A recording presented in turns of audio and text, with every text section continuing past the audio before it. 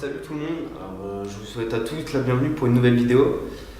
Cette vidéo elle a été possible que grâce à mon ami Clément qui m'a prêté une paire, puisque pour ceux qui me connaissent un minimum, quand ils verront la paire, ils savent très bien que c'est pas mon genre de chaussure et que c'est pas une paire sur laquelle j'aurais mis ce montant-là. Donc on va commencer tout de suite. Rien que la boîte, clairement, là de ce côté-là ça me dit rien, mais si je vous passe ce côté-là, c'est tout de suite très explicite. Donc Clément a eu la gentillesse de me passer une petite paire de Yeezy qu'on va vous présenter sans plus tarder. Malheureusement il n'est pas avec moi, mais j'aurais bien aimé, lui il vous parle de la paire puisque c'est la sienne. Mais bon, je vais le faire à sa place. Donc on a affaire à une petite paire de Yeezy toute blanche. Je vais sortir la deuxième. Donc il les a portées qu'une fois pour le moment.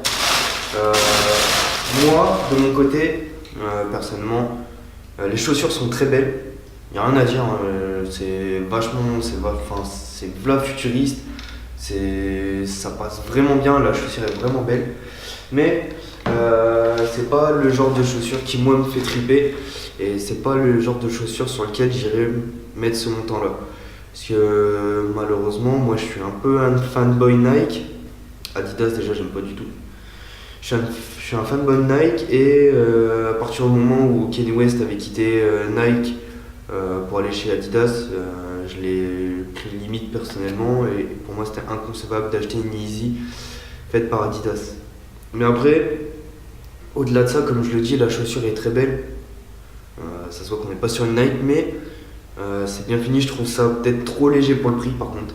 Moi c'est le vrai reproche que je ferai à cette chaussure. C'est que la chaussure est très belle, c'est vraiment original. Quand elle est sortie, c'était vraiment c'est le turfu, on va pas se mentir. Mais plus de 200 balles pour ce qui semble être une Roche Run améliorée. Je trouve que la pilule elle passe difficilement, enfin elle passe beaucoup moins que sur les anciennes générations d'Yeezy, où à l'époque chez Nike, que ce soit la 1 ou la 2, vous aviez une chaussure qui était réellement travaillée et qui ressemblait clairement à aucune autre chaussure que vous pouviez trouver dans la production sneaker à l'époque. Surtout la 1 qui a mis une claque à toutes les paires qui étaient sorties, ou même la 2 avec les ailerons de requin à l'arrière, les écailles, enfin bref, on avait une paire qui déclassait vraiment tout. Et on avait une grosse chaussure avec plusieurs matières, plusieurs coloris, où on se disait bon ok, on lâche presque 300 balles, mais entre guillemets tu sais pourquoi. Là, moi, je trouve que le principal reproche de cette chaussure, bon, je suis pas objectif parce que c'est une Adidas, mais si je devais l'être, enfin, j'essaye de l'être, c'est le prix. Plus de 200 € pour un chausson, je trouve c'est bof, et c'est pour cette raison que j'en achèterai probablement jamais.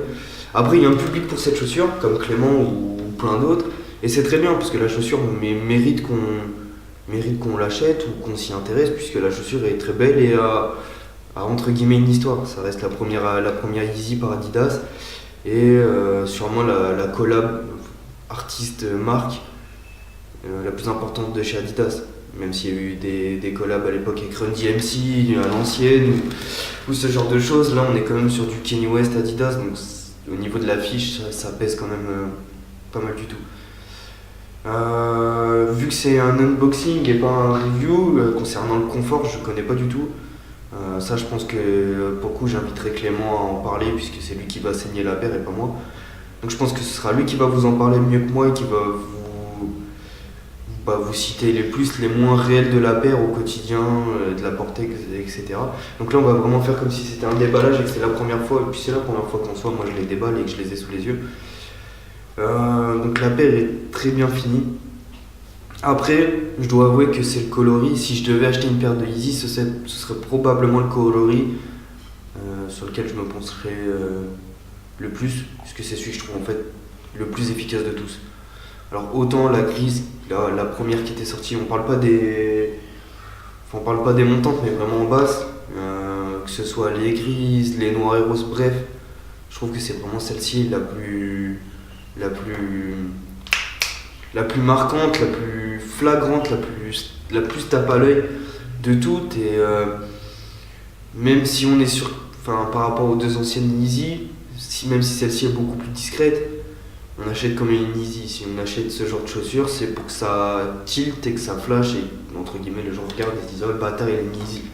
Sinon, acheter une Rocheron à 80-90 € et ça fera le même travail à ce moment-là. Mais pour une paire qui se veut vraiment tape à l'œil, je trouve que c'est clairement la coloris la plus flagrante. Moi j'en ai déjà vu des Yeezy portés, j'en ai vu la masse, hein, en région parisienne c'est clairement pas un truc de ouf. Enfin, c'est pas quelque chose de rare en tout cas, sachant qu'en plus la Yeezy 3 c'est probablement celle avec une quantité de production la plus élevée. Clairement, genre la première fois que j'ai vu le poteau avec au pied, genre ça m'a fait. J'ai regardé une chaussure blanche pétante. C'est clairement un truc qui flash aux yeux tout de suite et quelle que soit la tenue, j'ai envie de dire c'est un sans faute quasi assuré. Une chaussure blanche, il n'y a pas de mauvais goût, il n'y a pas de faute de goût possible avec une chaussure qui est toute blanche, qui est monochrome, c'est impossible. À moins vraiment que vous le fassiez exprès, c'est pas possible. Donc je trouve cette paire vraiment cool, hein, puisque c'est une paire qui flash de ouf, qui est belle, qui est bien finie. Les petites coutures sur le devant de la chaussure, c'est vraiment sympa. Enfin, moi j'aime bien, même sur le talon. Après, est-ce que ça tient dans le temps? Ça, ce sera à Clément de nous en parler. Et quand on fait un unboxing, quand on fait une découverte d'une paire, c'est pas à part des présomptions, c'est pas quelque chose qu'on peut savoir tout de suite. Donc ça, ce sera Clément qui pourra nous le dire mieux que nous. Mais première chose qui est sûre et certaine, c'est que aussi blanche la paire soit-elle, le gros défaut de toutes les chaussures blanches, et il suffit même pas d'être passionné de chaussures pour le savoir, c'est que ça se tache très très rapidement. Mais pour preuve, Clément les a portées une fois. Petite tache sur la toe box. Donc ça malheureusement c'est le problème de toutes les chaussures blanches. Première pluie, première flaque d'eau, ou là en l'occurrence quelqu'un qui lui a marché sur le pied, c'est mort, la chaussure elle est tachée. Donc c'est tout le problème de garder une chaussure réellement clinique, une chaussure blanche réellement clinique.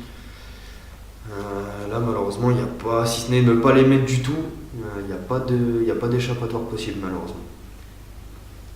Donc je pense qu'on a, oui, la dernière chose que j'ai envie de dire, c'est que moi personnellement j'ai un peu peur pour la semelle. Je vois pour le peu qu'elle a été portée qui commence à se décolorer. Je pense que les anciennes Yeezy, vu que la semelle était noire ou grise ou une couleur, enfin bref, qui a la couleur du upper de la chaussure, là j'ai un peu peur que ce blanc là, puisque c'est pas un blanc vraiment blanc solide, c'est translucide, limite transparent, et j'ai un peu peur que ça fasse un peu comme sur les Jordan, sur les semelles ici transparentes, c'est que ça jaunisse dans le temps, et même avec les intempéries, le fait de marcher dans l'air, vous marchez dans l'air, ça jaunit quasi instantanément. Donc sinon c'est une bonne paire, je suis bien content que Clément me l'ait passé pour cette vidéo, parce que c'est clairement pas le genre de chaussure que moi j'aurais pu vous présenter. Vu que c'est une chaussure qui est en vogue et qui plaît à beaucoup, je pense que c'était important et cool de vous la présenter. Moi clairement, je l'ai toujours dit, ce genre de chaussure, si c'est l'acheter pour la hype, ça m'intéresse pas, donc c'est pas une chaussure que moi j'aurais acheté.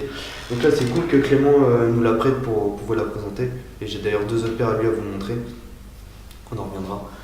Donc c'est vraiment sympa lui, et dites-moi en commentaire ce que vous en pensez de la Yeezy 3, si vous êtes comme moi, on peut être sur votre fin à vous dire que ça vaut plus le coup comparé à l'époque de Nike, ou est-ce que justement vous c'est peut-être celle que vous préférez des trois. Moi j'ai mon avis tranché, je pense que c'est la préférée.